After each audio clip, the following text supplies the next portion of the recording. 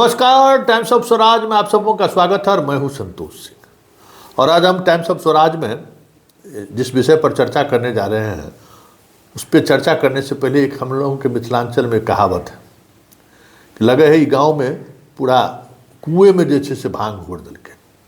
मतलब इस गांव में लगता है जैसे किसी कुएं में लोगों ने भांग को घोर दिया है और लोग वही पानी पी रहे हैं, इसलिए सब भसियाल भसियाल गप करते हैं। मतलब कुछ से कुछ बात कर रहे हैं, एक बात से दूसरे बात का कोई तारतम्य नहीं है।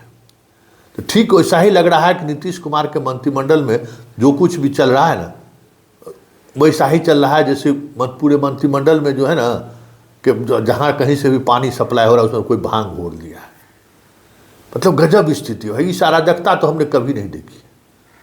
पर नीतीश कुमार मानसिक तौर पर बीमार क्या हुए, अराजकता की हदें पार कर देंगे इस तरीके से मैंने कभी नहीं सोचा था। अरे कुछ चीज़ें तो हैं जिसका ख्याल भी रखना चाहिए। अब मंत्री को पते नहीं है कि हमने जो तबादला नीति पर सिग्नेचर किया है, जो संकल्प जारी हुआ, जो नियमावली जारी हुआ है, जो फॉर्म शिक्षकों को भरना है, उसमें क्या है, तो इसको आप क्या कहिएगा? कुआं में भांगे घोड़ना न कहिएगा और क्या कहिएगा कि मंत्री को पता नहीं है? तो पहले ज़रा सुन लीजिए। आज शिक्षा दिवस है ना, शिक्षा दिवस पर हम मीडिया वाले लोग मंत्री जी के घेराबंदी कर दिए और मंत्री जी वही बात बोल रहे हैं जो यूट्यूबरा सब बोलता है, समझ गए ना? वही सब अटकल लगा बोल रहे हैं जो ये लोग बोलता हुआ आ रहा है पिछले 1 महीना से कि जहाँ एक अनुमंडल है वहाँ शिक्षा अनुमंडल बना दिया जाएगा 4-5। आज मंत्री वही कुछ ऐसा ही कुछ बोल रहे हैं। मतलब वो समझ में नहीं आ रहा है कि मंत्री जी लगता है बिना पढ़े दस्तखत कर दिए क्या, बिना मंत्री जी के जानकारी का ही संकल्प जारी हो गया क्या? तो पहले हम चर्चा करने से पहले मंत्री जी देखिए क्या बोल रहे हैं, जरा सुन लीजिए। ने तो उदारतापूर्वक शिक्षा नीति का संधारण किया, ट्रांसफ़र पॉलिसी का, और यथासंभव हम लोग तो सबको अपने ही ज़िले में रख रहे हैं। तो इसमें मैंने तो पहले भी उदाहरण दिया था, पुलिस विभाग में तो कोई अपने ज़िले में नहीं रहता है, लेकिन हम लोग अपने महिलाओं को पंचायत के बाहर और जो एक से ज़्यादा जहाँ सब डिवीज़न है, सब डिवीज़न के बाहर उसी ज़िले में रख रहे हैं, और जहाँ एक ही सब डिवीज़न है उसी में हम लोग विभाजन करके कर रहे हैं। तो सभी को तो इसमें सहयोग देना चाहिए, सभी को समय पर तनख्वाह मिलती है, सभी का हम लोग ट्रेनिंग कर रहे हैं और इतनी नियुक्तियां की गई लाखों में। जो सक्षमता पास हैं वो शीघ्र ही उन्हें नियुक्ति पत्र दिए जाएंगे। उनकी भी संख्या 1.5-2 लाख मेरे ख्याल से होनी चाहिए। तो उन्हें तो हम यही आह्वान करेंगे कि बिल्कुल मन लगा के बिहार के भविष्य को संवारे और जो छात्र छात्राएं हैं उन्हें पढ़ाएं। आपने मेरी बात को नहीं सुना। मैंने क्या कहा कि 8 ऐसे ज़िले जहां एक ही अनुमंडल है, उसमें उसी अनुमंडल के भीतर हम लोग डिवीज़न करके उसी ज़िले में रखें। सुन लिए किस मतलब इनको ये भी पता नहीं है कि जहाँ पोस्टेड है उस अनुमंडल में उसकी पोस्टिंग नहीं होगी, जहाँ उसका घर है उस अनुमंडल में उसकी पोस्टिंग नहीं होगी, जहाँ ससुराल है उसका वहाँ पोस्टिंग नहीं होगा। मतलब ये भी पता नहीं है। मतलब और मंत्री को ये भी पता नहीं है कि जिस जिले में एक अनुमंडल है वहाँ उनको अनुमंडल में नहीं दूसरे जिला चॉइस करना है। इससे बड़ी विडंबना क्या हो सकती है? मतलब डेमोक्रेसी में मंत्री अगर इस तरीके की बात कह रहा हो कि अब आपको क्या दिक्कत है, हम तो सब आपके लिए कर ही दिए हैं, और ठीक उलट चीज़ें हो रही हैं, तो इसका मतलब यही ना कि विभाग में जो कुछ भी हो रहा है एक हाथ को से दूसरे हाथ को पता नहीं है, दूसरे हाथ को पहले वाले हाथ को पता नहीं है कि आपके लिए क्या नियम बनाया गया है, क्या नियम, किस नियम के आधार पर तबादला हो रहा है। और जब सवाल पूछते हैं तो मंत्री जी गुस्सा जाते हैं कि आप समझ नहीं रहे हैं।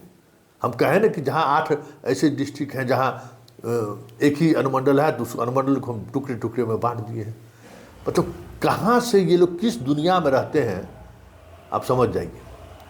मान लीजिए बाकी लोगों को कहा जाता है कि भाई पढ़ल लिखल नहीं है, उसको आप मंत्री बना दिए तो IAS IPS सब चला देता है।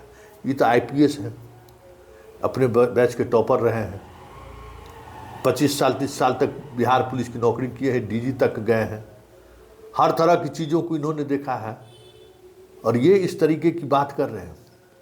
हमको तो शर्म आ रही है। हम यही कह सकते हैं कि हमें शर्म आ रही है कि सुनील कुमार जी, आप विभाग को लेकर मतलब इस स्तर पर विवेक शून्यता वाली आपकी स्थिति है, तो क्या कहा जाएगा कि बताइए कि आपको ये तक जानकारी नहीं है कि जो बहाली की प्रक्रिया जो जारी हुई है उस प्रक्रिया में है क्या? तो कौन जिम्मेवार है? नीतीश बाबू, जो आप जैसे लोगों को शिक्षा मंत्री बनाया है, और इस राज्य की जनता जो नीतीश बाबू को चुनाव देकर वोट देकर जिता रहा है, यही लोग जिम्मेवार होंगे। और कौन जिम्मेवार हो? जिनको अपने मंत्रालय में क्या हो रहा है इसकी जानकारी तक नहीं है। चलिए आगे आगे होता है क्या देखिए, लेकिन बड़ा दिलचस्प बात है कि आज सुनील कुमार वही बात बोल रहे हैं जो पिछले 1 महीने से हमारे यूट्यूबर्स लोग बोल रहे थे कि जिस जिला में 1 अनुमंडल है वहाँ जो है सो शिक्षा अनुमंडल बनेगा, जिस अनुमंडल में जिस जिला में 2 ही अनुमंडल है उस जिला को कई शिक्षा अनुमंडल में बांटा जाएगा। आज तो वही बात कर रहे हैं, लेकिन वो शिक्षा अनुमंडल है कि कहाँ जमुई के आदमी को कहाँ बांट के कोई दूसरा मिल रहा है?